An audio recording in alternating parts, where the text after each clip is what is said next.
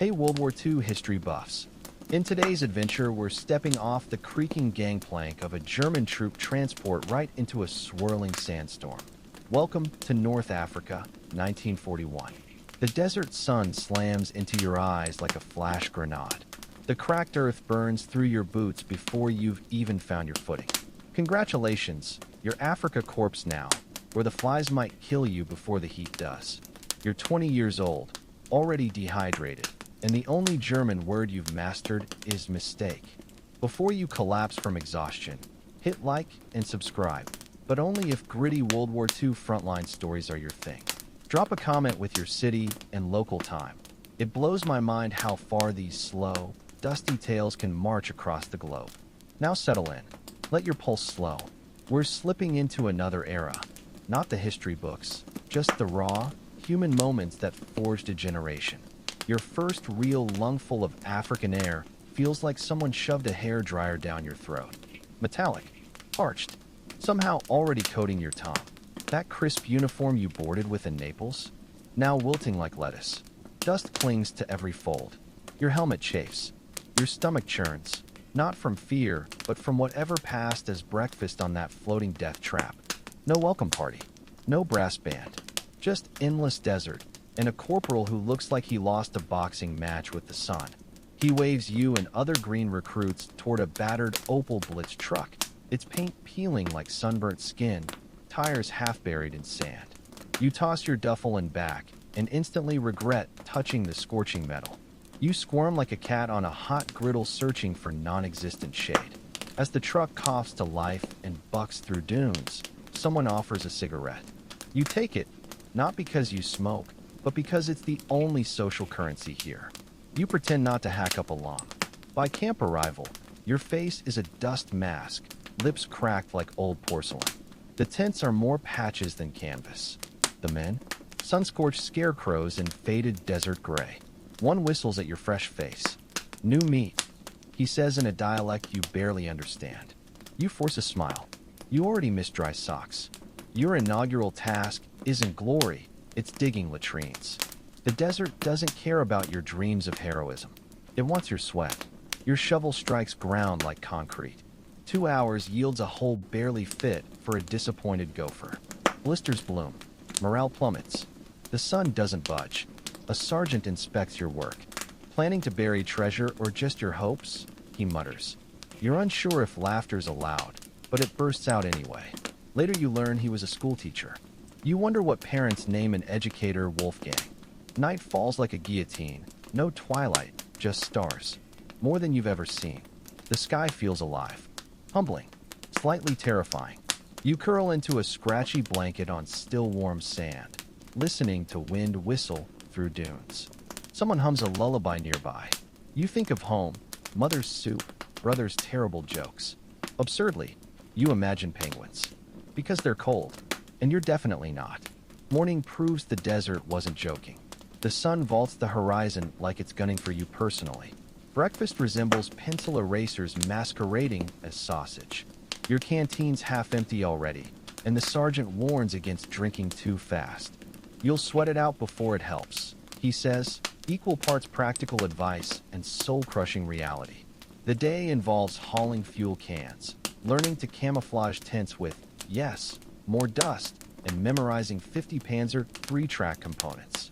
You didn't enlist to be a mechanic, yet here you are, elbow deep in grease, praying the engine doesn't murder you. One guy claims he saw Rommel fix his own tank mid-battle. Another swears the man doesn't sleep. He just waits. By noon you're half-cooked and fully regretting life choices. A lizard darts past your boot. You watch it vanish into sand, envying its survival skills. A veteran shows you how to tie a neck scarf against the sun. You're skeptical until it works. Shamak, he says, Bedouins have worn them for centuries. You nod like you knew that. Historians debate whether Rommel's arrival boosted morale or just drama. What's undeniable, the atmosphere shifted. Every move now feels observed, even if just by your own nerves. The mess, tent, a tarp and prayers, offers your first taste of community. Someone brewed coffee in a rusted pot. You savor each bitter sip like wine. Another shares a story about stealing figs from a market, miming the shopkeeper's broom chase. Laughter erupts. For a moment, you're just boys swapping stories, not soldiers. That night under the stars, the desert feels less alien. Still lethal, still strange, but less like it's trying to digest you alive. You tighten your scarf, close your eyes, let the sand sing you to sleep. Dawn arrives without fanfare. No gentle sunrise, no birds, just a heat wave slapping you awake mid-dream about snow. Your sweat-damp uniform crackles with salt. Boots crunch with each step, half from gravel, half from your own dried skin. Welcome to Desert Boot Camp, Day 1. You're ordered to a 0-600 training circle, just hard-pan dirt ringed by nothing, overseen by a hawk-nosed sergeant with jackal patience. He introduces himself by pointing at a boulder. Run to it. Back. Until I'm bored. No pep talk. Just the rasp of boots on sand and a brutal lesson. In the Afrika Korps, survival isn't about glory, it's about grit. Training under a predatory sun, push-ups in scorching sand, rifle drills that brand your fingers on hot metal, crawling under barbed wire that seems personally offended by you. Live rounds crack overhead. You flinch not, just from fear, but from the shock of training feeling so real so fast. Midday, someone collapses. Medics don't panic. Just drag him to shade and douse him like a wilted plant. He'll live, someone mutters. You hope you will too, sipping your canteen like communion wine. A veteran teaches mirage movement, zigzagging, staying low, assuming every dune is booby-trapped. The British are clever, he says, but the Australians? Kangaroos with rifles. You're unsure if that's praise or grievance. Then the digging, so much digging. Slit trenches, sleeping pits, those damned latrines you're still stuck with. The desert resists holes. Sand collapses. Shovels bend. Shade becomes myth. During one digging marathon, a corporal drops a history lesson. Romans fought here too. Whole legions marching across this same sand you're crying into. You nod, pretending to be impressed while envying their sandals. With airflow, historians debate Afrika Korps training quality, brutal discipline, or improvised adaptability. You don't care. You just want to sit. When you finally do, it's lunch, gray stew of beans and mystery meat in a dented tin, eaten with a spoon hot enough to fry eggs. You devour every bite. Hunger overrides suspicion. Your tent mate claims it tastes better if you squint. Between drills, you learn rifle maintenance in dust. It's a Sisyphean task. No matter how much you clean it, sand finds a way. It invades every crevice, every mechanism. You start believing sand is alive. You also learn desert marching, not parade formation, but traversing shifting terrain where every step forward slides half back, like wading through a malicious sea. By week's end, you're assigned to a Panzergruppe, tanks, massive, temperamental steel beasts that belch smoke and deliver second-degree burns if you lean against them wrong. You meet your driver, a Bavarian built like a refrigerator with a laugh like a backfiring engine. He demonstrates refueling without self-immolation, implying he's witnessed failures. Nights now mean sleeping under stars intentionally. Tents trap heat like ovens, and there's unexpected peace in open skies. Wind sprinkles you with dust, but you've learned not to fight it. Let the sand settle like some gritty blanket. One evening, a lieutenant delivers an impromptu geography lesson. Pointing west, Tunisia. Lovely place. You'll march there soon. East, Egypt. That's where Monty's waiting. You don't know Monty yet, but already dislike him. Quirky survival tip. A bunkmate swears camel dung repels scorpions. He arranges little dung piles around his cot, like minefields. You assume it's a joke until realizing he's dead serious. Day 6 brings a radio. Crackling, distant, but music. For 10 glorious minutes, a German waltz floats over dunes. Men sway. One hums. Another wipes his eyes muttering about his Stuttgart wife. First crack in the sun-hardened exterior. It gets to you too, just a little. Training concludes not with ceremony, but a truck ride to main camp. No fanfare. Just sand, more sand, and a sergeant barking, "Move like you mean it," as if that ever worked. You emerge leaner, tougher, still terrified of latrines. You've memorized burnt oil stench. Learned a scarf can be sunshade, sling, or, when wet, makeshift AC. Developed grudging respect for comrades who snore like locomotives but never complain about watery stew. That final training night under star-blanketed sky, something shifts. You're not just surviving, you're adapting. The desert still hates you, but you've learned to ignore its worst insults. Mostly, your first real battle arrives without fanfare. No trumpets, no rousing speech. Just a static crackled radio voice, a chalk-scrawled map on a crate, and the dreaded phrase, "Pack light." It's near Tobruk, a name tossed around camp like curse and dare both. British and Australian-held port city, heavily fortified. Vital, they say. Dangerous, they add. Not much else. Briefing lasts 10 minutes. The fear lasts all night. Before dawn, you're crammed into a half-track, sweating despite the chill. Gear digs into shoulders. Every bump realigns your spine. Silence thick enough to choke on, broken only by coughs and rattling bolts trying to escape the vehicle. Outside, the desert holds its breath, pale blue and quiet. Then shells land. Not on you. Not yet. Close enough to ripple the air. You tighten your grip on your rifle. It's slick with sweat before you've fired a shot. Then the real shooting starts. Not drills. Actual combat. You spill from the half-track behind a berm, slamming into sand, heart trying to tunnel through your ribs. Your sergeant yells something. You can't hear. Ears ringing. Vision jumping. Suddenly, it's real. You peek up. Bad idea. Bullets whip past like angry hornets. You duck, mouth full of sand, eyes watering from smoke curling over dunes. This isn't glory. This is chaos. Beautiful, terrifying chaos. You shuffle forward with others, moving cover to cover. British dug in deep. Trenches, sandbags, endless barbed wire. Australians too. You know by the curses shouted in accents like drunken surfboards. A machine gun opens on your left. You dive into a shallow depression praying it's enough. It isn't. Bullets chew the earth around you. You press down until you might merge with the desert. Another soldier slides beside you.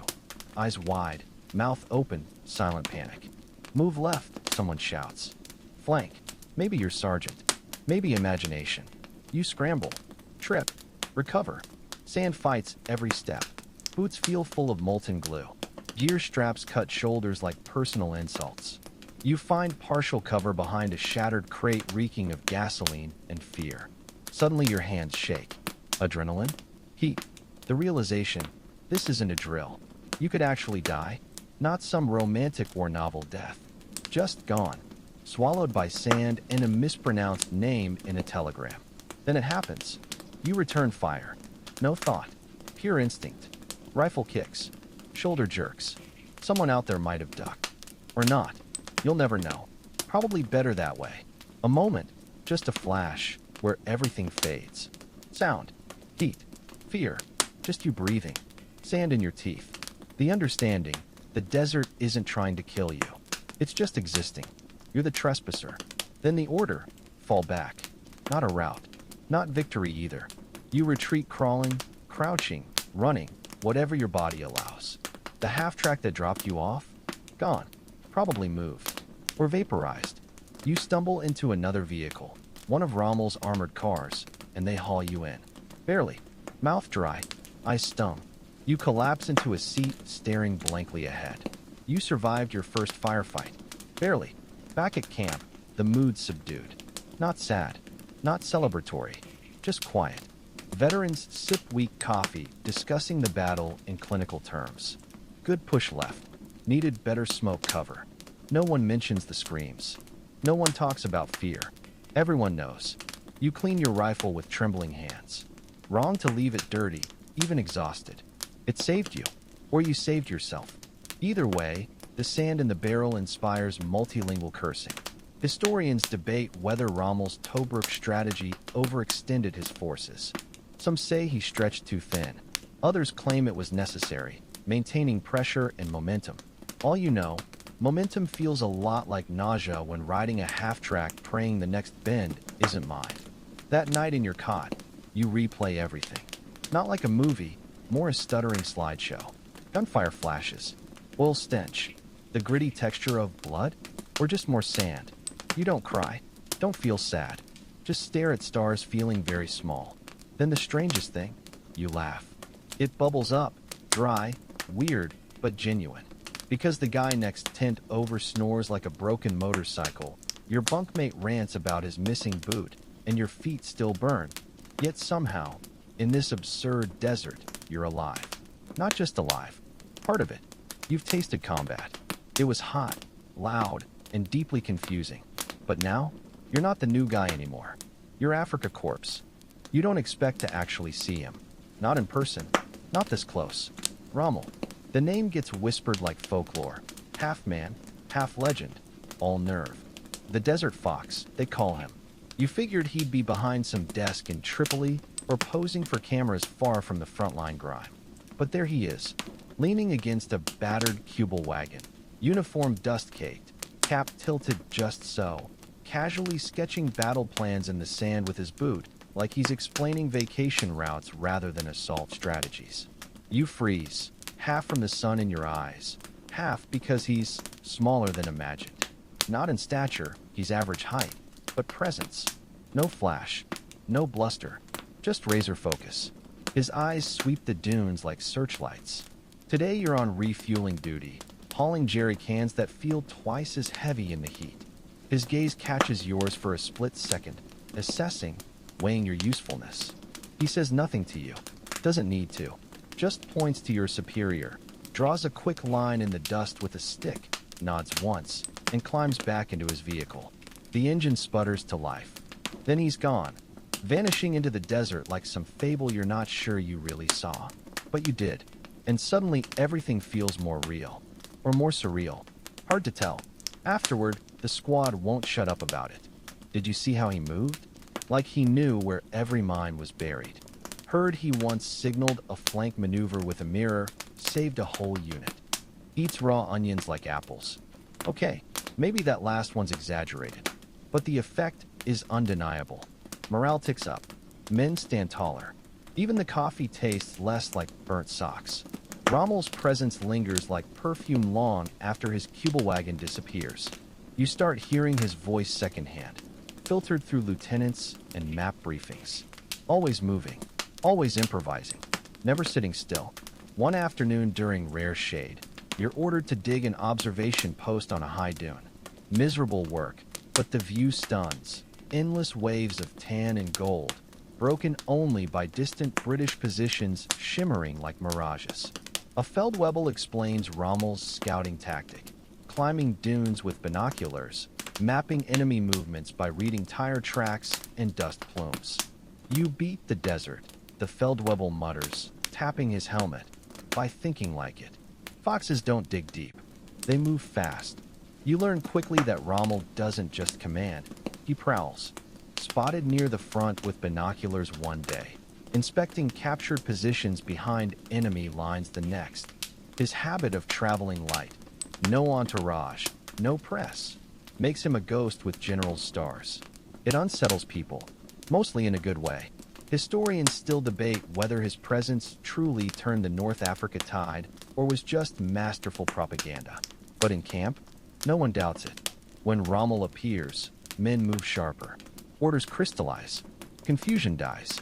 Even the heat feels less oppressive. The stories swirl, some verified, some absurd.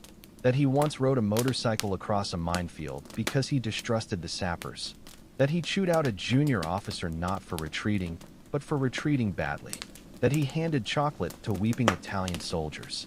Some evenings he materializes at remote outposts, inspecting gear and asking simple questions. How's your water ration? How long to reload? Seen any aircraft this week? He doesn't bark. He listens. Takes notes. Nods. You start sleeping with your boots on, not from fear of raids, but because you never know when the Desert Fox might expect you halfway geared already. One morning during tank maintenance, you're elbow deep in a busted drive sprocket, greasy, sweaty work. When someone taps the hull, you emerge expecting the sergeant. Instead, Rommel.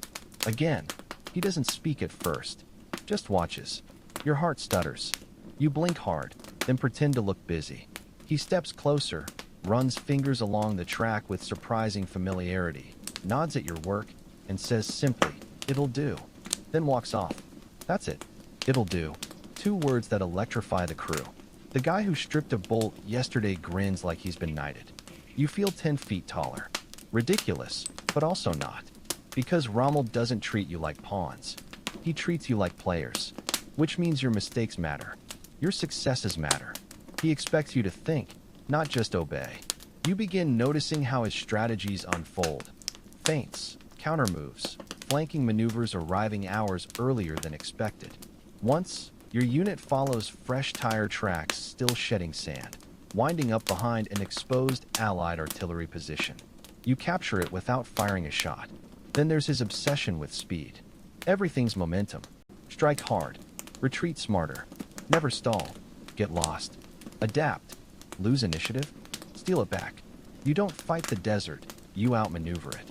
Quirky revelation. Rommel writes daily letters home to his wife Lucy. Sweet ones, apparently.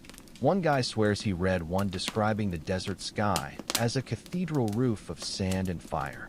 Another claims he saw Rommel doodle a flower on a battle map.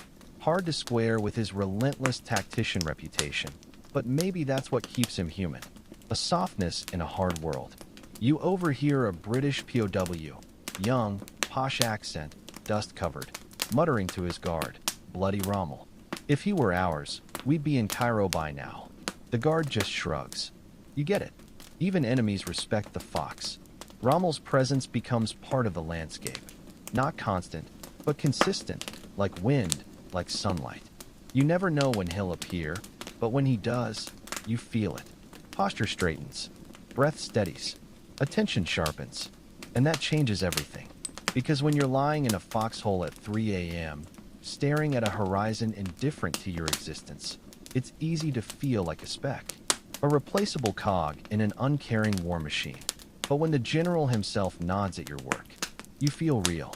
There's a saying you hear by your 3rd week in the corps. He who controls his tank controls his fate. You're starting to understand what that really means. Your new home is Panzer III, hull number 324, painted desert beige and streaked with scars whispering of past battles. It's no beauty. The interior stinks of oil and damp leather. One bolt near your seat rattles ominously over every bump.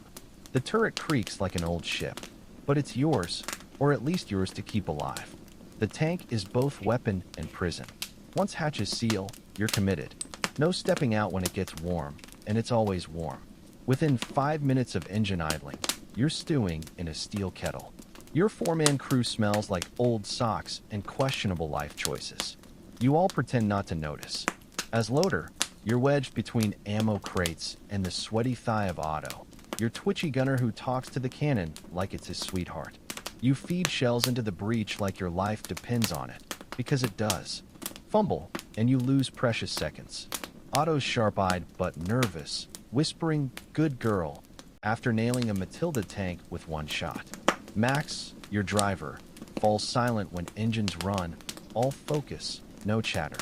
Built like a tree trunk, he once punched the transmission in frustration, and you swear the tank ran smoother afterward out of fear. Then there's Klaus, your commander, former auto mechanic who loves maps more than people, wears goggles even while sleeping, reads dunes like books. If Rommel's the desert fox, Klaus is its meerkat, twitchy, alert, always sniffing for trouble. Your days revolve around this metal beast. Dawn oil checks, tread inspections, manual turret rotations to prevent seizing. You've mastered radiator leaks patched with chewing gum, fuel lines cleared with pantyhose, and silent prayers before ignition. The desert wages war on machinery. Sand infiltrates everything. Filters, gears, bearings. You swear it's trying to reclaim your tank as its own. One afternoon spent cleaning the gun elevation gear gets undone by morning. You invent new profanity daily. But when everything clicks, when tracks roll smooth and the gun swings like an extension of your will, you feel invincible. The engine growls beneath you. Shells slide home with metallic kisses. Targets lock. Boom. Dust. Silence. Somewhere, enemy crews bail from burning wrecks. If they're lucky, you've become a creature of the tank. You dream in traverse degrees and gear ratios. Sometimes you wake convinced you're still rolling, ground rumbling beneath phantom treads, Klaus's voice crackling through imagined radios. During a lull, you dig the tank into a hull-down position, miserable work yielding a predator crouched in scrub brush. Resting under the skirt armor's shade, Otto shares bizarre tank trivia. French tried building walkers with legs. You laugh until he adds, "Now I imagine this thing chasing us at night." You suggest he drink less imagination. That night, Max shows a photo of his fiancée. She hates tanks, he admits. Calls them loud, ugly things. His reply, "Try outrunning a crusader in a horse cart, then talk." The laughter feels good, not at the joke, but at making human noise again. Tank life settles into rhythm. Mornings maintaining, afternoons moving, nights waiting. Long stillness punctuated by sudden chaos. You sit sweltering, fiddling with tools or listening to radio static, when, without warning, Klaus barks, "Action." Your first real armored engagement happens on a Tuesday. Of course, British crusaders crest a ridge, lean, fast predators. Your world shrinks to the turret interior. Klaus stays calm. Contact. Auto loads. The tank tenses. Gun swings. Max angles hull. You brace. Boom. No big picture. Just Klaus's eyes, Otto's aim, Max's hands. Your part. Load, load, load. Shells slam. Fire. Eject. Repeat. Air thick with metal and fear. A crusader erupts 50 meters out. Another reverses awkwardly, trailing smoke. One closes to 50 meters, crew bailing before Otto's shot lands. Return fire hits like a giant's punch. The tank shudders. Your head smacks turret wall. Someone yells. Lights flicker, but you're alive. Armor held. Barely. Afterward, you climb out to inspect the damage. Missing side plating, warm to touch, reeking of burnt paint. You stare a long moment before whispering to your tank. She held. Historians still debate whether German tanks outclassed British models or just had better tactics / training / luck. You suspect all three, with luck weighing heavy. That night under stars, you help Max replace a track link. Otto hums an air raid lullaby. Klaus mutters about bearings. Oddly peaceful. You fall asleep in the turret, wrench in hand, head against breech. Not comfortable, but yours. And for now, safe. You've learned to dread the words night watch. Not because of what happens, but because of what might. In the desert, it's not the battles that break men. It's the hours between them. Midnight to 0400, your shift. Klaus hands you the schedule with a grunt and a half-empty canteen. Don't fall asleep, he says, as if anyone would choose to doze in this pitch-black expanse where jackals cackle like ghosts and allied patrols slink through shadows. Your post is a narrow ridge behind the tanks. The desert lies silent but restless, wind lifting dust devils that sting your eyes and cling to your lashes like gritty tears. It infiltrates everything: boots, collar, the spaces between your teeth. The cold shocks you. After baking all day, the desert now steals warmth like a thief. You tighten your scarf, draw knees to chest. Eastward, artillery flashes light the horizon like distant heat lightning. You count seconds between flashes. 1, 2, silence. Too far to hear. Close enough to feel. You try not to think. The mind wanders dangerous paths out here. First to family, your sister's clumsy piano scales, your father's terrible jokes. Then to food, real soup, unbroken bread, apples, ice. You trade 3 rations for a single ice cube. Eventually your brain plays tricks.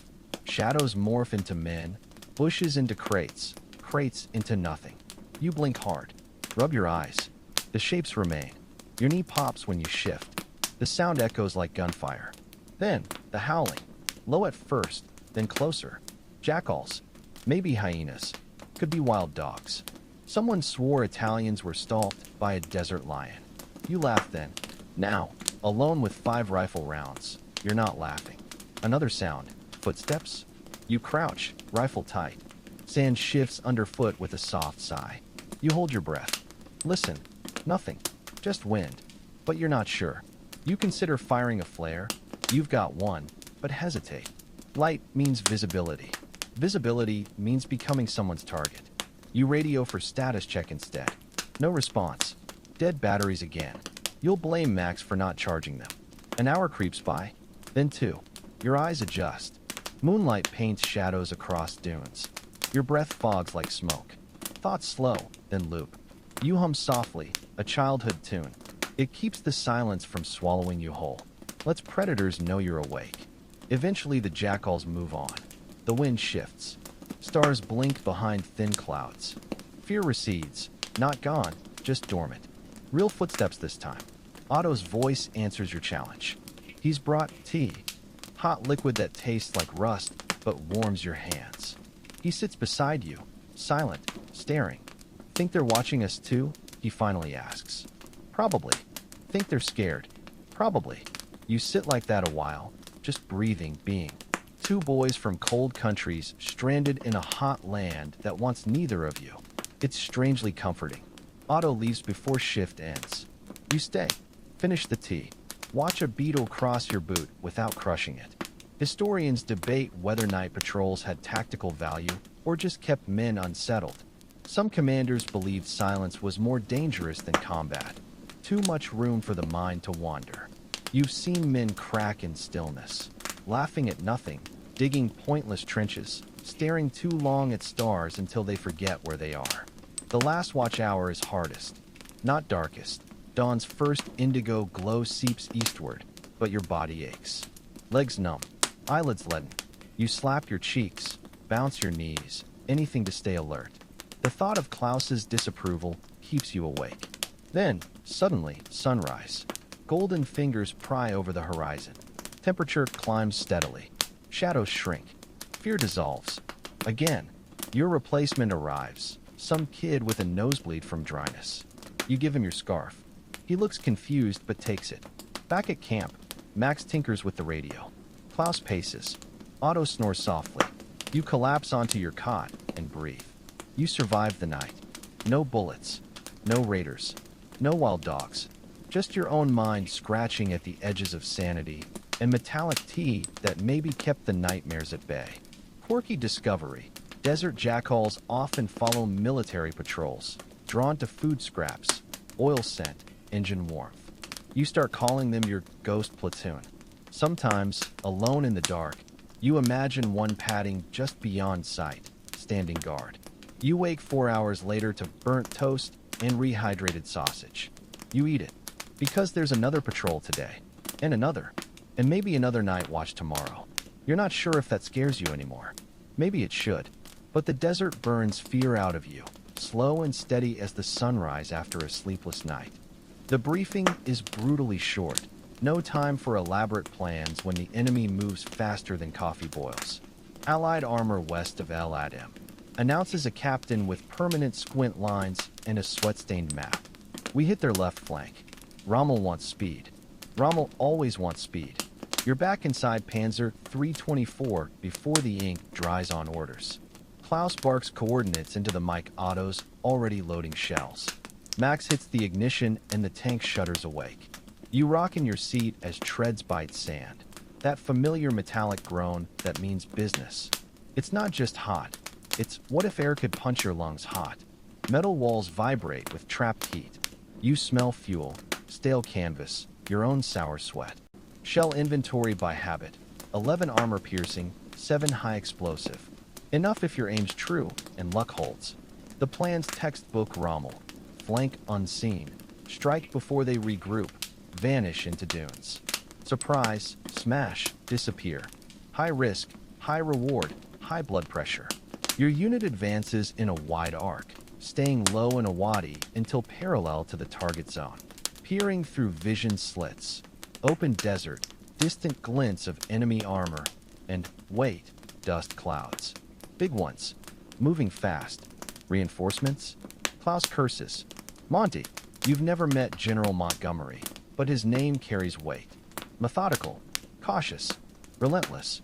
If Rommel is chess, Montgomery is slow strangulation. His men don't quit, and he always has more. You crest a ridge and see them. Shermans, Crusaders, even old Matildas. Sunlight flashes off turrets. Bren gun carriers kick up sand like angry wasps.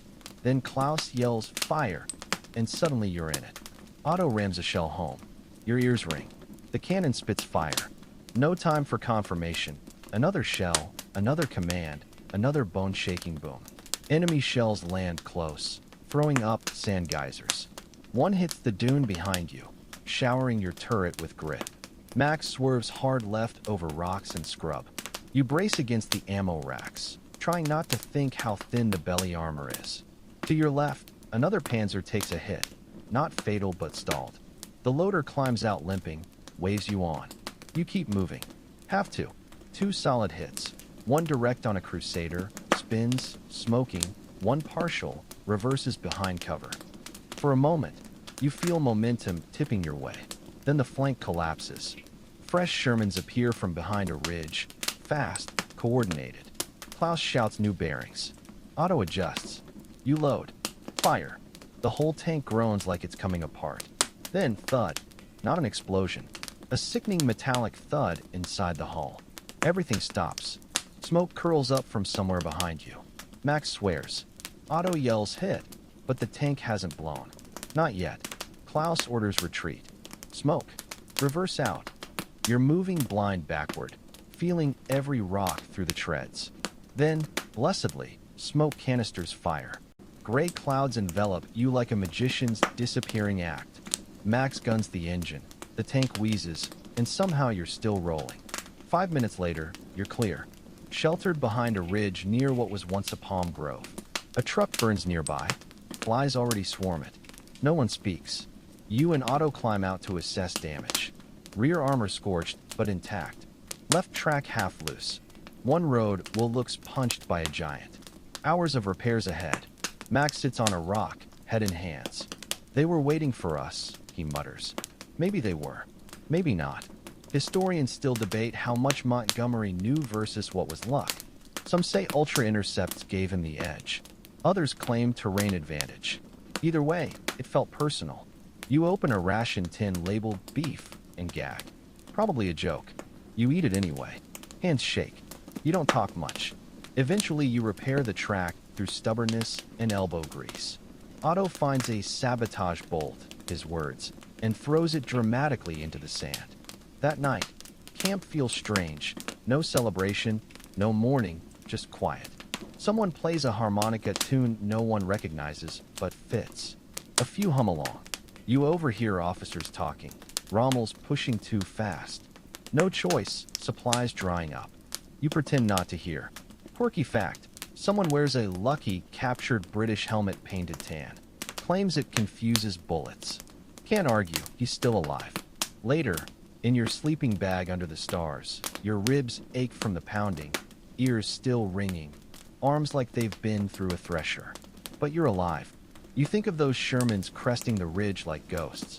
The men who didn't climb out of burning tanks. Rommel, Montgomery. How no matter how many wins you stack, it never feels like enough. Always another ridge, another dust cloud, another ambush waiting. The desert plays no favorites. It just waits. Patient, dry, endless. So you sleep, rifle within reach, boots still on. Because tomorrow, you move again. The mail truck arrives in a biblical cloud of dust and diesel fumes, honking like it's heralding the second coming.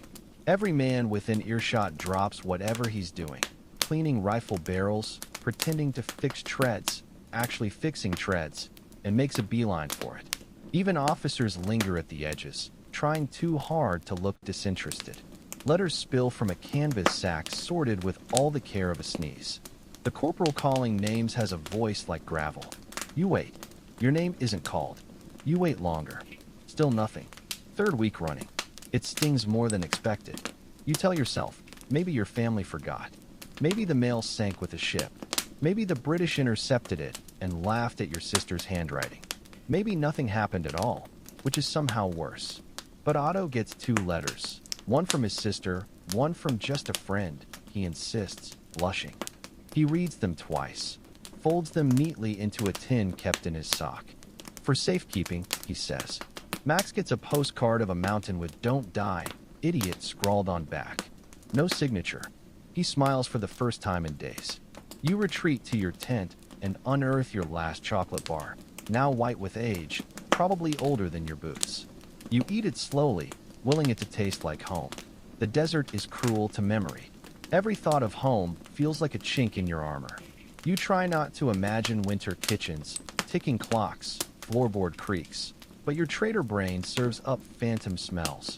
Fresh bread, pine resin, your mother's perfume. You can't decide if this helps or hurts. Later, you pull out your last letter, weeks old, stained with oil and sweat. You reread the mundane details, grocery lists, a joke about the neighbor's cat, something about a broken fence. Like it holds some code you missed. There's comfort in the ordinary. Mail call brings more than letters. One man gets socks and weeps. Another trades sardines for 2 cigarettes and a tall tale. Someone receives a tiny stuffed bear from a niece. It gets sewn to his rucksack. No one laughs. Then there are the other letters. Black bordered, folded tight, handed over quietly. One man takes his behind a tent. When he returns, his eyes are different, emptier, like a door closed inside them. The day passes slowly. You're on ration duty. Inventory crates, note spoilage, distribute bread. The bread is an insult, hard as bricks, bitter as regret. Allegedly rye, but tastes like sawdust and lies. You once saw a man hammer tent pegs with a slice. It worked. Water barrels run low again. Your daily ration, 2 canteens, evaporates from your skin faster than you can drink. Max rigs a shade cloth from tent canvas and optimism. It collapses within the hour. Still, ration day has perks. You find a peachkin behind an ammunition crate. You debate reporting it. You do not report it. That night, you share it with your crew. 4 spoons for sticky-fingered men huddled around the tin like it's the Holy Grail. It's cloyingly sweet. You nearly gag. No one complains. Otto raises his spoon. To civilization, he toasts. You clink spoons. For a moment, the war feels distant. Quirky discovery. Someone's writing himself fake letters. Elaborate love notes from an imaginary flower shop girl named Liesel who knits sweaters for cats.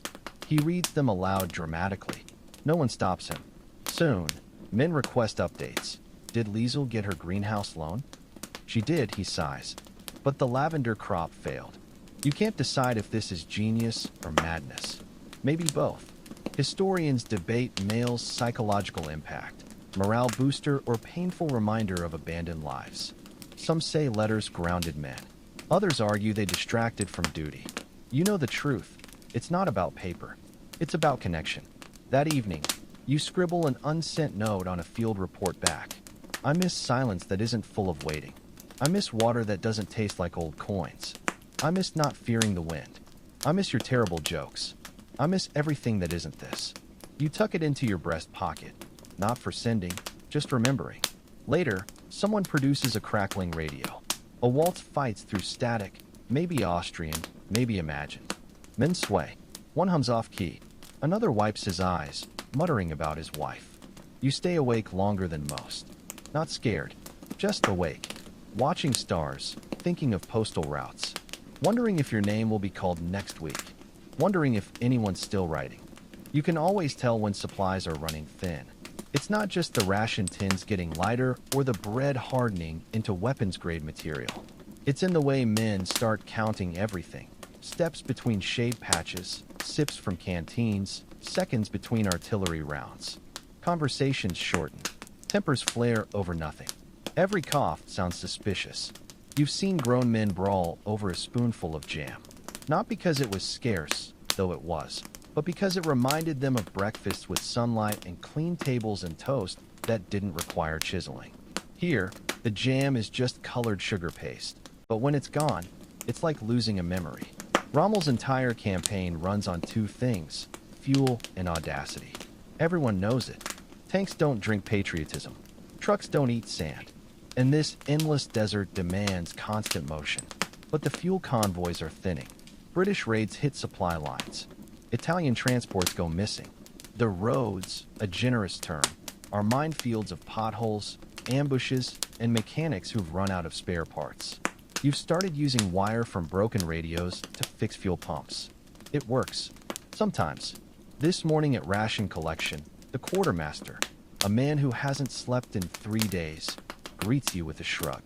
No beans, no biscuits, half meat ration, double barley, and these. He slaps a bundle of brown squares onto your crate. You poke one. What's this? Concentrated soup. Soup. Add water. You flip it over. No label. Just faded instructions. Boil vigorously. Then lower expectations. Back at camp, the crew receives these rations with varying degrees of sarcasm. Otto pretends to read poetry off the packaging.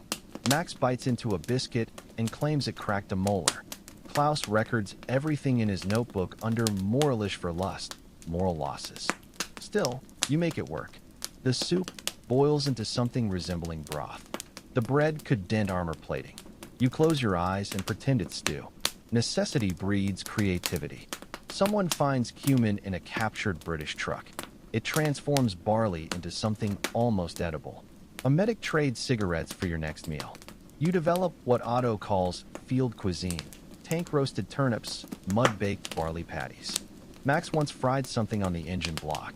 It sort of worked. One night, you invent dessert.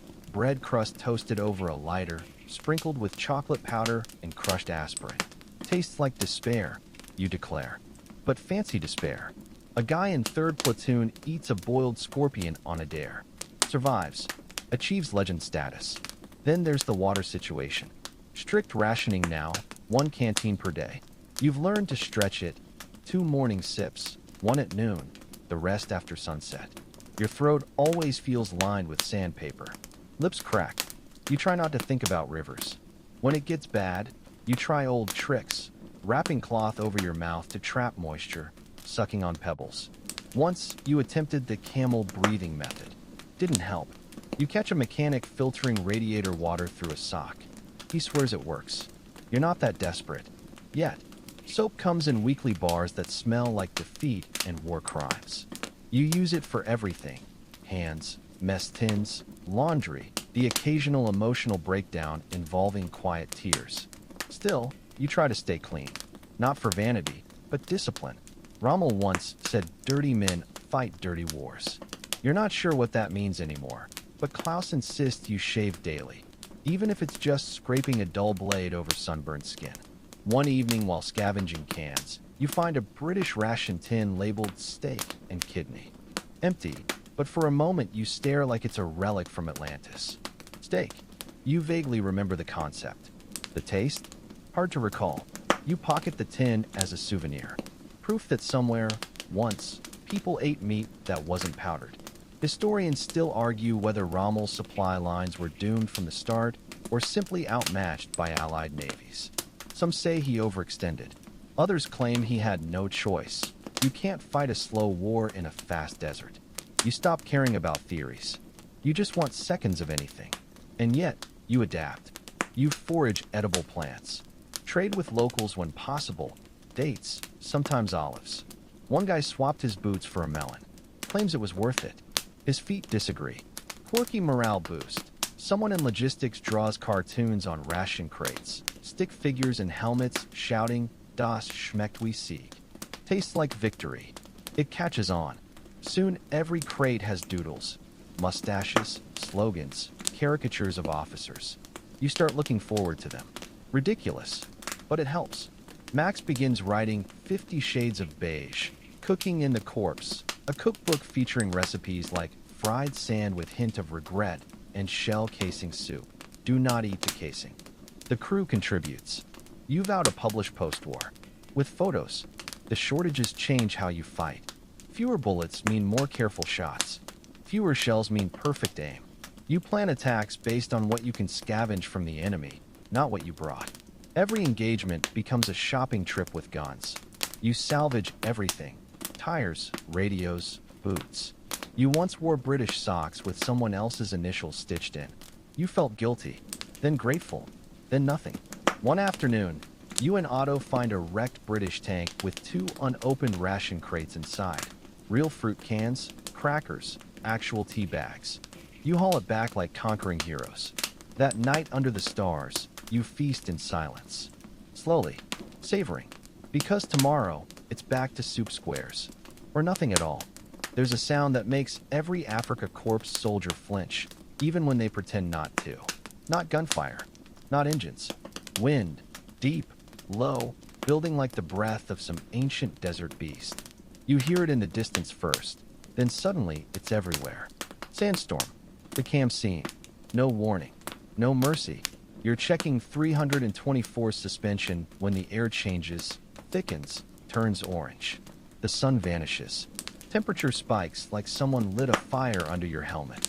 Otto, ever the optimist, says maybe it'll blow over. 5 minutes later, you can't see your boots. The storm hits like a wall. Sand pelts every exposed inch. Face, eyes, teeth. It howls between tents, slaps at canvas, rattles loose metal. You tie your scarf over your nose, pull goggles down, and feel like a mummy preparing for battle. You and the crew pile into the tank, not for combat, but shelter. It's barely better inside. Heat climbs. Dust seeps through every seam. The turret groans as wind rocks it. You sit sweating, listening to the storm batter the hull like angry fists. Max curses. Otto hums off-key. Klaus takes notes on engine performance in variable weather, because of course he does. Time warps in a sandstorm. No sun means no hours. You try napping, but the tank's interior is a sauna filled with grit. You sweat from places you didn't know could sweat. Breathing through a damp rag, you try ignoring the itch. Someone outside didn't make it to cover. You hear shouts, then nothing. Later, they find him half buried behind a supply crate, coughing like he swallowed the Sahara. He'll recover. Eventually. When the storm breaks, it's gradual. First, the howling fades. Then the air lightens by shades. Then, like a curtain lifting, the world reappears. Sort of. Everything wears a coat of red gold dust, soft, choking. Tints sag under the weight. Radios are clogged corpses. Every vehicle looks dipped in powdered clay. You emerge from the tank like explorers from a tomb, blinking, brushing yourself off. Your face itches. Your clothes could stand on their own. Someone tries stretching and nearly injures himself. Max tries starting the engine. Nothing. Klaus climbs up, removes a handful of sand from the air filter like he's performing surgery, and says, "Try now." The engine roars to life. He smiles like a proud parent. Sandstorms murder morale. Worse for machinery. But the real killer? Cleanup. You spend 2 days shaking out gear, scrubbing turret bearings, chiseling sand from the gun mount with a toothbrush. The dust is everywhere. Ears, boots, dreams. You start wondering if your lungs are part dune. Historians argue whether camp scenes caused more damage than combat. Some say they wrecked more equipment than British bombs. Others claim the psychological toll was worse. Unpredictable, blinding, inescapable. You stop caring after finding sand inside your sealed field watch. Even food tastes gritty. Tea crunches. Bread squeaks.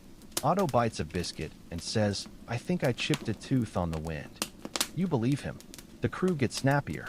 Not angry, just tight. Shorter sentences. Sharper looks. One night Max snaps at Klaus over map coordinates. Klaus just draws a circle and walks away. Later, they fix the periscope together in silence. Strange affection. You develop coping rituals. Otto sharpens his bayonet nightly despite never using it. Max rewrites his cookbook, adds a chapter. Cooking without hope. Klaus invents a board game using pebbles and rusted bolts. No one understands the rules. He always wins. You started a diary. Small, hidden in your pack. You write about the sand, the soup, Rommel, unseen for days. You imagine him ahead somewhere, plotting brilliance while you clean your boots for the 4th time today. Quirky discovery, a nearby unit adopted a desert fox. Or claims to. It shows up every few days for scraps, then sleeps under a truck. They call it Fritz. Someone painted a tiny Afrika Korps emblem on its side. You think that's overkill. The fox doesn't seem to mind. It's not all bad. Post-storm, the nights are clearer than ever. Stars so bright they feel like showing off. You lie on your back, helmet as pillow, trying to name constellations. Otto sees a tank. Max sees a spoon. Klaus sees supply routes. Naturally, in the quiet, you start feeling it. This reluctant bond with the desert. You hate it, but understand it now. Its moods, its traps, its brutal beauty. Then mail. A real letter. Short, smudged, but alive. We're thinking of you. Stay safe. Don't forget who you are. You read it 3 times before folding it carefully into your shirt pocket. Later that week, replacements arrived. Fresh uniforms, clean faces, that wide-eyed optimism you vaguely remember having. One asks, is it really that bad out here? You just smile and say worse. The briefing this morning carries a different weight. Klaus folds the map without speaking. Otto paces like the sand itself is pushing him somewhere. Even typically stoic Max has gone quiet. Not angry, not grim, just still. You all feel it. Something's shifting. Rommel orders another push east. More flanking, more speed, more make them dance before they dig in. But the radio chatter tells another story. Montgomery's reinforcing. British supply lines bulge with fresh tanks and fuel. Yours? Held together with borrowed parts and stubbornness. Still, orders are orders. You roll out by noon. The sun hangs heavy as a hammer. You climb into 324, running through the rituals, tightening familiar bolts, patting the scratched dashboard for luck. Klaus rattles off coordinates. Otto slaps the breech like waking a sleeping beast. Max adjusts his stolen British seat cushion, the desert's only luxury, he claims. The engine growls to life. And off you go. The terrain turns rocky. Not dunes anymore, just endless flats of gravel and sun-bleached stone. The tank bucks like a wild horse, rattling your teeth, vibrating your spine. But the treads hold. You pass a column of burned-out British trucks, twisted skeletons still smoking. Someone mutters, "Our work." Another replies, "Not this week." An hour later, you spot them. British tanks. Dozens. Dug in. Spaced perfectly. Camouflaged. Crusaders. Shermans. Anti-tank guns. Too clean, Klaus says. You understand. When the enemy looks ready, worry. Rommel's plan demands speed, so you move, flanking left through wadis and dry riverbeds. Max drives like a man possessed. Otto's eyes lock on the scope. You load shells faster than thought. Your first shot hits. Your second misses. Then hell opens its jaws. Shells slam around you, throwing up pillars of dirt and smoke. One hits behind you, flipping the tank ahead like a toy. No time to see if they escape. Otto yells. Klaus shouts bearings. Max turns too hard. Your side scrapes a boulder, spraying sparks. You're in the storm now. The noise is unbearable. Cannon fire, engines screaming, radios shrieking. You can't hear your own breath. Load. Fire. Load. Fire. Shell casings burn your fingers, but you don't stop. Can't. Another tank explodes to your right. Flames reach for the sky. Silhouettes move, running or already gone. Max shouts something. Then, jolt. The tank lurches violently. Your head smacks the turret rim. Lights flicker. Engine coughing. You've been hit. Not a direct kill. Somewhere near the tracks. You try moving. Nothing. Max throws it into reverse. Still nothing. Dead in the water. Klaus barks out. Out. Otto kicks the hatch open. Heat and smoke pour in like floodwaters. You scramble out, grabbing what you can, ducking low.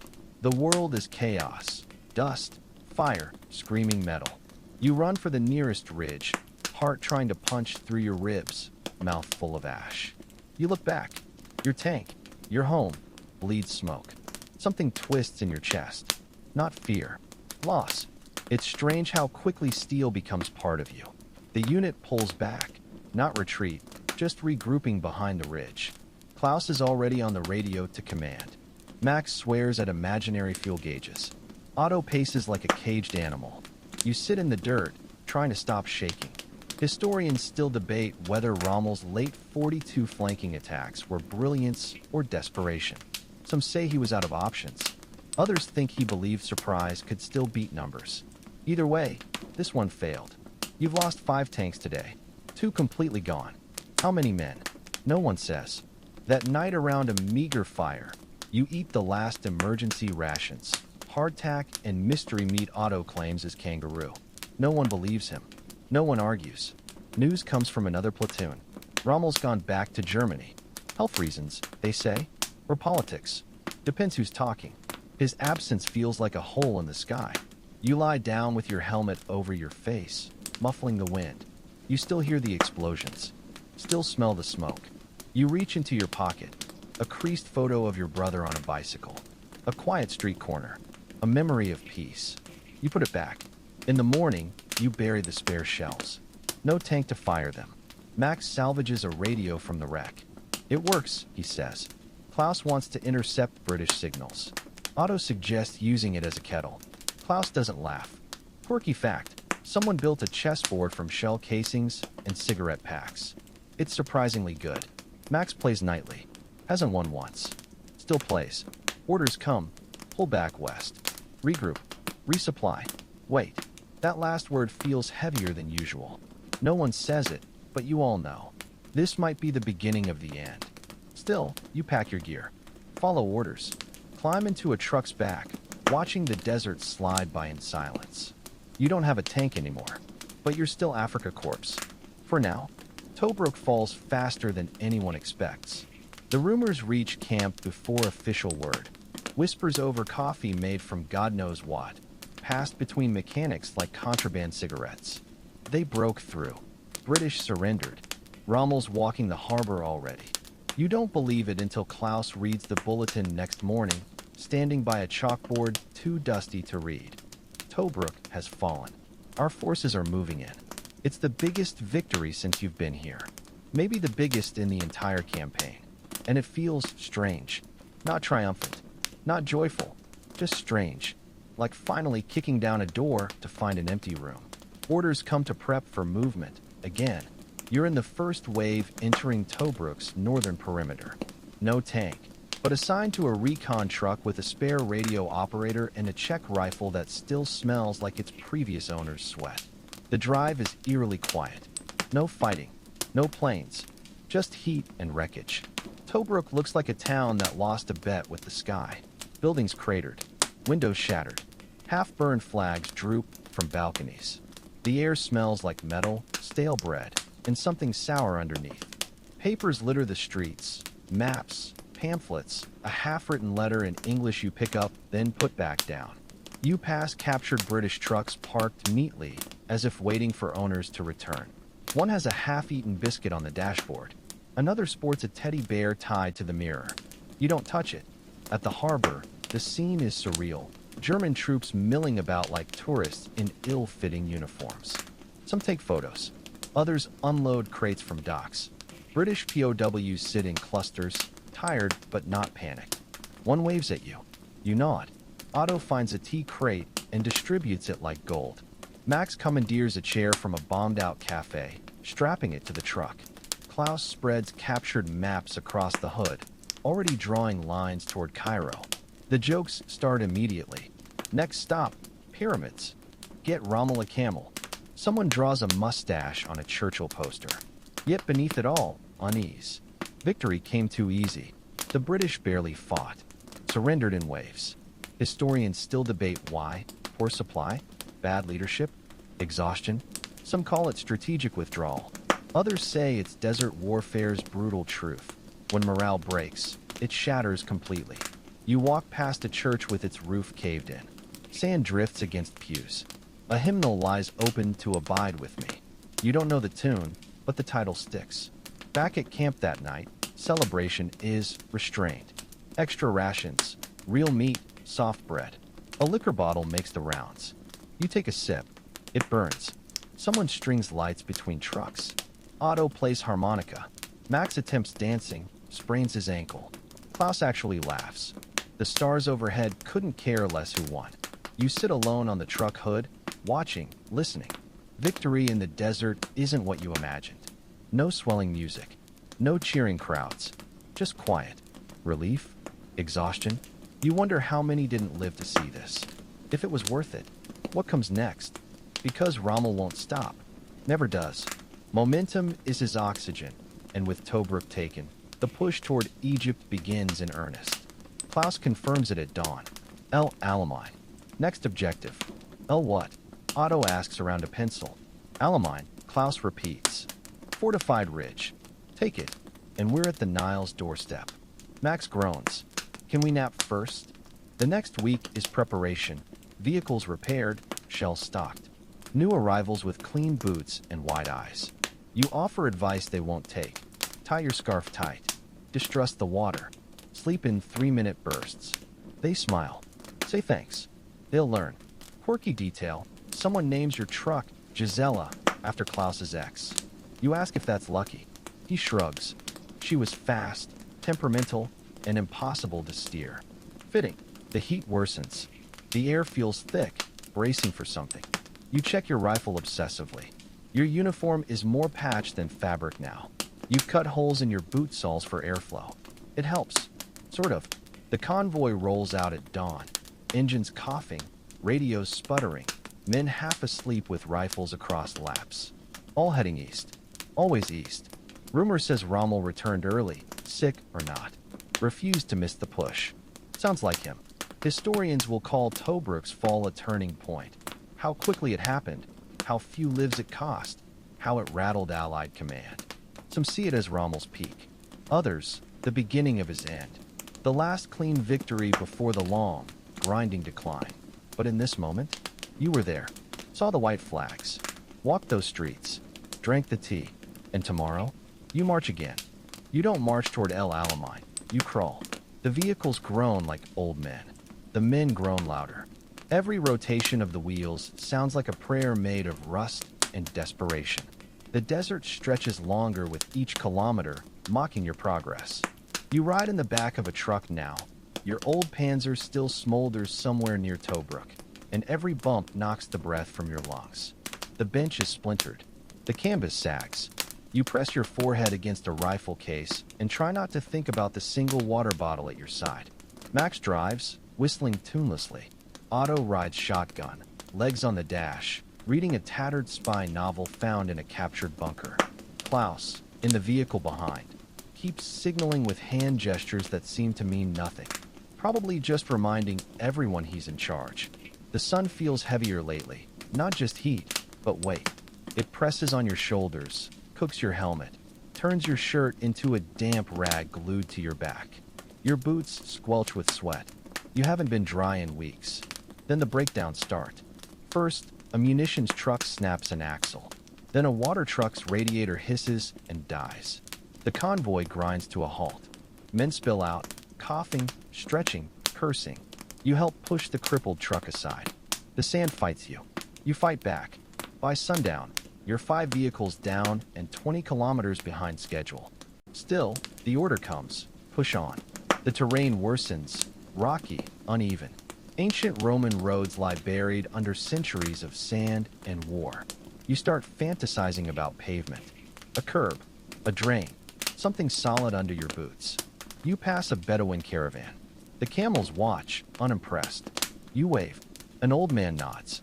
You envy their indifference. That night, you bivouac near a dry creek bed, not for strategy, but exhaustion. The air smells like engine oil and defeat. Dinner is a biscuit soaked in salty tea. Otto offers you a spoonful of something unidentifiable from a tin. You decline. He eats it and immediately regrets it. Max attempts a joke about a British soldier, a camel, and sardines. He forgets the punchline. You all laugh anyway. Not because it's funny, but because it's something. Later, Klaus delivers the update in his usual deadpan. Supplies delayed. Fuel low.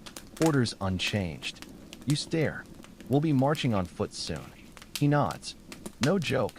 No joke. Historians still argue whether the push toward El Alamein was tactical genius or suicide. Rommel was sick. The tanks were failing. Fuel was a myth. But momentum is a drug. When you've been winning, it's hard to stop. Even on fumes. The desert doesn't help. Dust storms rise without warning. Heat mirages taunt you with phantom lakes. Otto swears he saw water. Klaus calls it sky reflection. Max claims he saw a fish jump. You make camp under a rock outcrop, a sliver of shade. Share a can of beans. Klaus tunes a radio to staticky French music. No one recognizes the song, but you listen like it's sacred. Someone finds a turtle crawling near camp, dusty, missing a chunk of shell. You crowd around it like it's a miracle. Otto names it Hans. Max gives it water. Klaus sketches its footprint. By morning, it's gone. Quirky fact, a signals officer starts sending fake love letters over the wire. Darling, the moon over El Alamein reminds me of your eyes. HQ is furious. The men are delighted. On day 6, a wheel rolls off your truck into a ditch. The vehicle lurches. Max curses every mechanic who ever lived. You all pile out to dig a ramp for the axle. That's when the plane hits. Low. Fast. British markings. The siren comes late. Bullets stitch the sand before you hear it. You dive behind a rock. Max face plants into a trench. Otto rolls under the truck. Klaus stays upright just long enough to track the plane's path before finally ducking. It circles once, then vanishes. No casualties, just rattled nerves. You sit in the dust afterward, heart hammering, teeth gritted. Otto offers a cigarette with shaking hands. You take it, even though you don't smoke. You cough. He laughs. You're getting better at this. You flip him off, but you're half smiling. That night, Max sleeps with a wrench in his fists. Klaus scribbles in his notebook. Otto sings softly, something sad and off-key. You watch the stars and wonder if they look different from Egypt. Because that's where you're headed. Broken axles and all. You don't realize the tide is turning until it's already dragging you under. It starts quietly, not with defeat, but doubt. The jokes dry up. Silences stretch longer. Glances toward the horizon linger a second too long. Even Otto stops humming during maintenance. Fuel becomes currency more precious than gold. You guard every jerrycan like it holds the last drops of water on Earth. Convoys arrive late or not at all. Rumors swirl of British planes wiping out entire supply lines. You haven't seen it, but you believe it. How else to explain siphoning gas from wrecks? Your truck now carries half the platoon. No one complains. You sleep in shifts. One man drives while others doze like stacked firewood. Klaus times everything with stopwatch precision. Max hoards matches like they're diamonds. Otto maintains his pantry corner with a tin of jam, one cracked bowl, and a pebble shaped like a chicken leg. The British push harder now. Montgomery doesn't race, he grinds. With each passing day, you feel more ground slipping away beneath your boots. You try to keep moving. That's the order, keep moving. But everything slows. Your last working tank was abandoned outside El Daba, a burned-out husk, its turret melted to slag. Never replaced. Now it's just you, your rifle, and whatever vehicle still rolls. You ride in back with feet braced against mortar shell crates, bouncing over every rut like a rag doll. Then one morning, the radios go silent. Not static, silent. No chatter. No updates. Just nothing. Klaus bangs the set twice. No change. Otto jokes. Maybe the war's over. No one laughs. That night around the smallest fire yet, a matchbook flame in a soup can, Max describes how far it is to Benghazi. No one asks why. You all know the implication. We might have to walk. Rations dwindle to crumbs. Water is measured by the hourglass. You suck on fabric to keep your mouth moist. Soap becomes a memory. Your shirt could stand on its own from salt and grime. You forget what clean feels like. Then comes the worst blow. The sky belongs to them now. You hear the British bombers before you see them. First a drone, then a roar. The sand trembles in your boots. Trucks bounce from shockwaves. You dive under chassis as the horizon lights up like a thunderstorm made of fire and shrapnel. It's not precision bombing. It doesn't need to be. Just relentless pressure, the kind that breaks men before machines. The supply depot at Fuka is hit. Flames climb high enough to see from 30 kilometers away. You watch from a ridge as ammunition crates detonate like demonic fireworks. Each explosion punches your chest. Later, you help sift through the wreckage. Craters big enough to bury tanks. Charred fuel drums. Twisted tools. Melted tires. Boot prints that end mid-stride. You find a helmet half full of sand. Leave it there. Whispers start. Rommel wants to pull back. He's sick again. Or furious. Or both. Depends who's talking. Historians still argue about this phase, whether Rommel requested retreat and was denied, or hesitated too long. All you know is the wind is against you now, and it stings. One morning, you wake to find the truck gone. Not stolen, requisitioned. Higher command needed it. They left a note. You carry that scrap of paper for 3 days, unsure whether to laugh or burn it. Now you march on foot. Boots cracked, laces frayed. Otto's pantry drags behind him on a makeshift sled. Klaus mutters supply calculations like they're spells. Max fashions a walking stick from a broom handle and bandages. The retreat isn't panicked. Not yet. It's orderly. You fall back to prepared lines. Dig in. Then do it again. But the direction is undeniable. Quirky moment.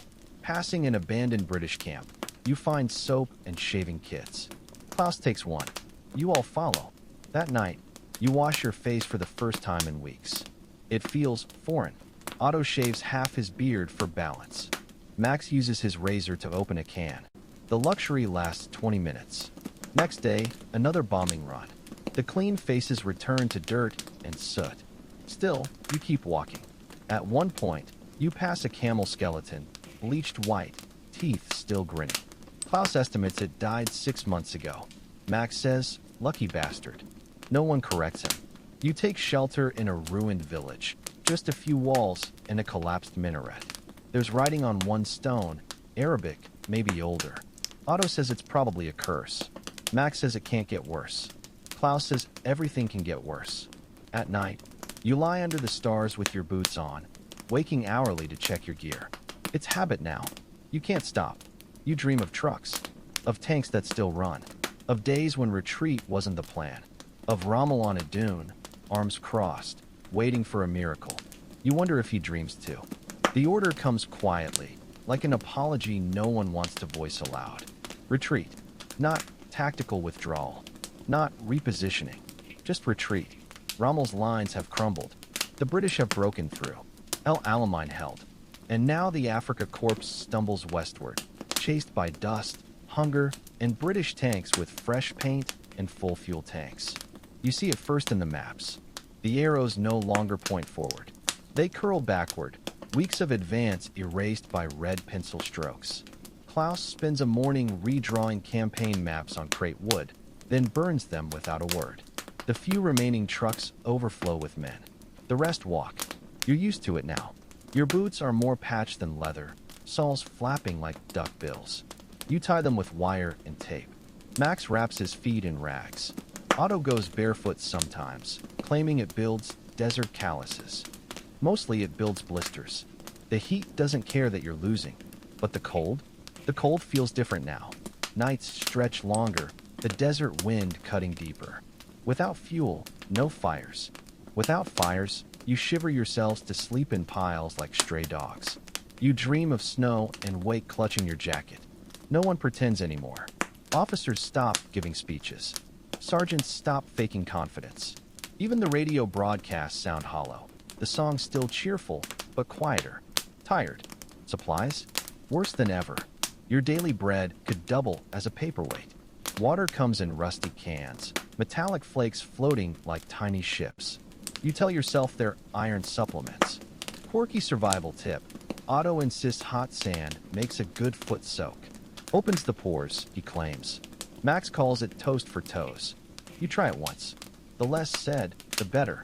Abandoned vehicles litter your path. Yours, theirs, doesn't matter. Some burned out. Others just left when the petrol ran dry. You check each one. Klaus catalogs every salvageable part. Fan belts, hoses, bolts. He writes them down even if they're useless. Maybe just to feel like something can still be counted. One day you find a broken down ambulance. Inside, bandages, morphine, British cigarettes. Outside, silence. You sit in the driver's seat for a long moment, hand on the wheel. You imagine turning the key, driving home, to Berlin, to anywhere. But there's no key, and no petrol, just the ghost of choice. You keep walking west. British planes return like clockwork, bombing at dawn, strafing at dusk. You barely look up anymore. You hear engines, you duck. Sometimes they pass, sometimes they don't. The sand explodes around you. You count to 10. You keep moving. At Mercimetru, you're ordered to dig trenches. The ground is rock hard. Your shovel bounces off. Otto tries a bayonet. Max uses a frying pan. You all sweat through your shirts, cursing the unyielding earth. You hold the line for 2 days. Then the order comes again. Pull back. Rommel sends word. We are not retreating. We are reorganizing towards sustainable positions. You don't believe it, but it sounds better than the truth. One night, in an abandoned quarry, a chaplain holds service. No ceremony, just words. He doesn't speak of victory. He speaks of endurance, not just of the body, but the soul. He doesn't meet anyone's eyes. You listen anyway. Afterward, someone sings. Not loud, not joyful, but real. You sit with Otto and Max, sharing a cigarette rolled from a field manual page. Klaus sharpens his knife in the corner. The stars blink. The wind howls. Morning brings a scorpion in Otto's boot. He names it Gunther. You march another 40 kilometers. At one point, a supply officer rides past on a donkey. Not a horse. A donkey. The beast looks as tired as you feel. The officer waves. You wave back. You wonder if you're hallucinating. Rumors swirl. Americans landed in Morocco. French forces shifting. British pushing from one side, Yanks from the other. Tunisia is the last stop. Historians will debate this slow unraveling, whether it was Rommel's greatest test or final collapse. Some say he worked miracles with nothing. Others say the war was already lost, just waiting for the paperwork. You don't argue. You're too busy walking. Too busy watching the line grow thinner each day. Too busy remembering names of men last seen at Tobruk. And yet, you still joke. Otto swears he saw a mirage of a Berlin beer hall. Full taps, warm pretzels. A girl named Ingrid topping up my stein. Max asks if she wore boots or stockings. Klaus writes it down as possible tactical delusion. You reach the outskirts of Benghazi a week later. Or what's left of it. Orders come to dig in. Rebuild. Regroup. The Mediterranean glitters just beyond the ridge. You can smell salt on the breeze. The real edge of the world. You don't know what comes next. But you're here. Still standing. Still dust-caked. Fuel-starved. Sun-scorched and hollow-eyed. But here. Afrika Korps. And still moving west. You cross into Tunisia with what looks less like a military convoy and more like a funeral procession. What remains of the Afrika Korps stumbles across the border. Boots cracked, uniforms stained with smoke and sweat, eyes holding the 1,000-yard stare of men who've seen too much. The vehicles still running roll on mismatched tires. Half the tanks are being towed. The other half are being pushed by infantrymen like stubborn livestock. Your new posting is outside Medellin, not for any tactical advantage, but simply because there's water here. Not much, not clean, but water. You make camp in the skeleton of an olive grove, the trees shredded by shrapnel and blackened as if struck by lightning again and again. Your tarp stretches between two broken trunks.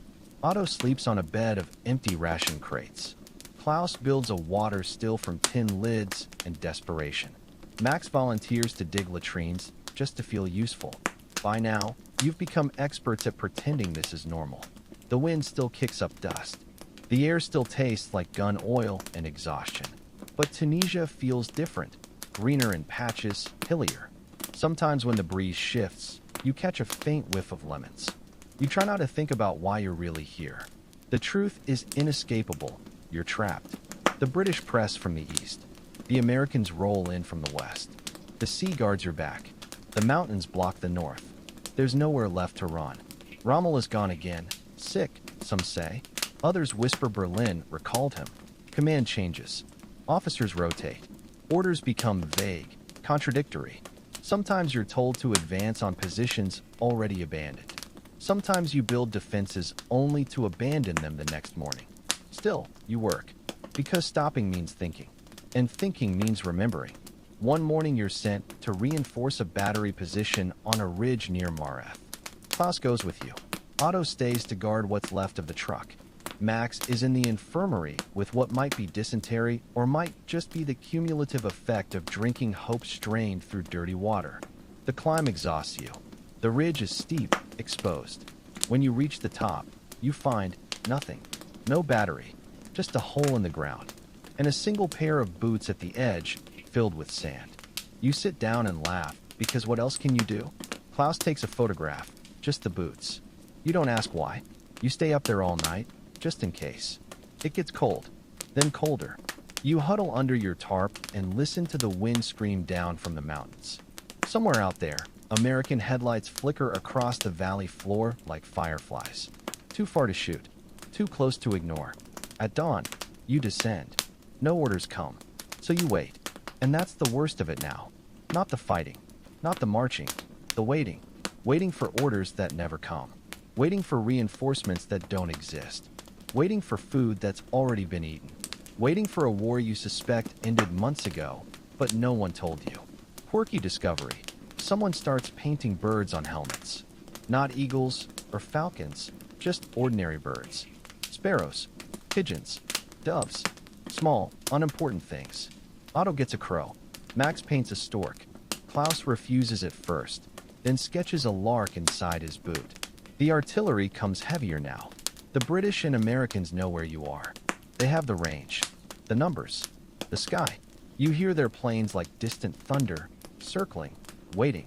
Sometimes they don't even bother with bombs, just leaflets fluttering down. Surrender. You are surrounded. No one is coming. You burn the papers, but the words stick, not to your hands, but your face. One morning, the lieutenant is gone. Not dead, just gone. His gear remains. Rifle, boots, notebook half filled. Klaus reads the last entry aloud. No use pretending anymore. No one argues. You man your position anyway. Because even if this is the end, there's still the act of standing, of being, of refusing to vanish without having done what you came to do. On the 12th day, they come. Not with a charge, not with a blitz. Just relentless, inevitable pressure. Shells from the hills. Tanks from the valley. Men advancing slow and steady behind a wall of covering fire and loudspeakers, offering surrender terms again and again. Your commanding officer tells you to hold. You do. For 3 hours. Then your trench is flanked. Max takes shrapnel in the leg. Otto drags him down the slope while you cover them, firing blindly, sweat stinging your eyes, the rifle bolt jamming every few rounds. You fall back to the grove, then further, until there's nowhere left to go. You take shelter in a stone hut with no roof, half collapsed. Max is pale, breathing fast. Klaus tears a shirt into bandages. Otto crouches by the door, rifle ready, watching like the door owes him money. Then comes the whistle, and the voices. American, French, Arabic. You raise your hands. There's no choice left. You don't throw down your rifle. You set it down gently, like putting a sleeping dog to rest. The soldier who approaches is young. American, clean-shaven. He smiles as he offers you a cigarette. You don't take it. Not out of pride. You just don't have the energy. Later, they process you. Tagged, listed, questioned, searched. Your pack is taken. Your diary confiscated. For some reason, they inspect your boots more carefully than your weapon. You're loaded into a truck with 20 others. Some you know, some you don't. No one speaks. The road back is quiet, long winding, hot, and strangely gentle. That night in the POW camp, you lie on your cot, real canvas above you, not stars, and listen to Otto snore, Max shift in his sleep, Klaus mumble notes. And you think, it's over. I made it. I'm alive. And somehow, you miss it already.